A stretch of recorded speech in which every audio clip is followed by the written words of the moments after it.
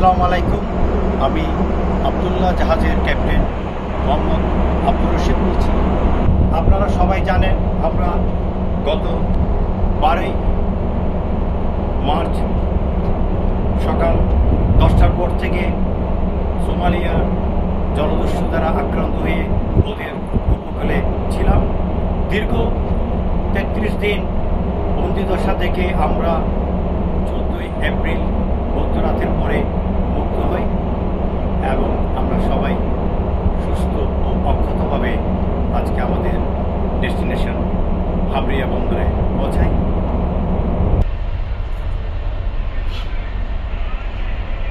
আমি ধন্যবাদ জানাই বাংলাদেশ সরকারের মাননীয় প্রধানমন্ত্রী জননেত্রী শেখ হাসিনাকে,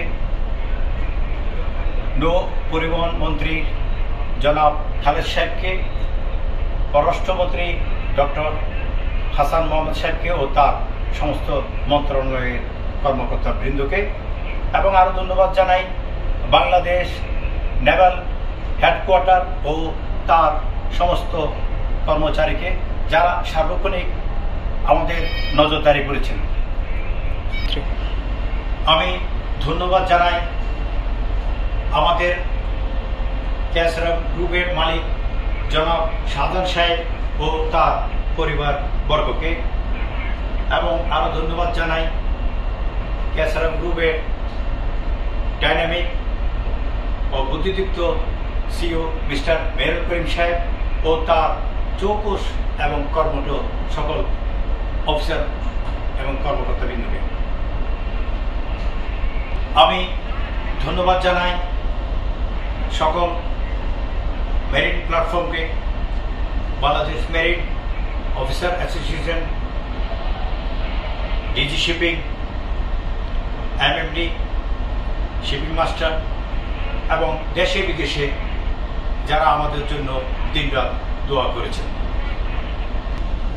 আমাদের এই দীর্ঘ 33 দিনের বন্দিদশা এবং সোমালিয়া থেকে আমাদের গন্তব্য হামরি আসা পর্যন্ত কোনো ধরনের খাওয়া দাওয়া ও পানির সমস্যা হয়নি। আমাদের সকল crew officer physically and mentally perfectly okay ছিল এবং তারা তাদের দায়িত্ব পালন করছে স্বাভাবিকভাবে এবং উৎফুল্লভাবে আছেন সবাই।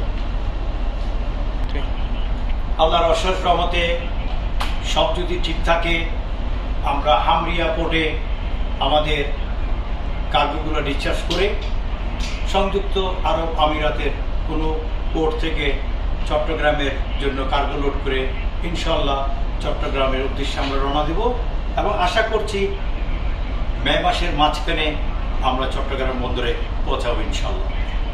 ধন্যবাদ, দোয়া রইল আমরা যেন আবার সুস্থ সুন্দর অক্ষতভাবে বাংলাদেশে ফেরত আসতে পারি। আসসালামু আলাইকুম, আল্লাহ হাফেজ।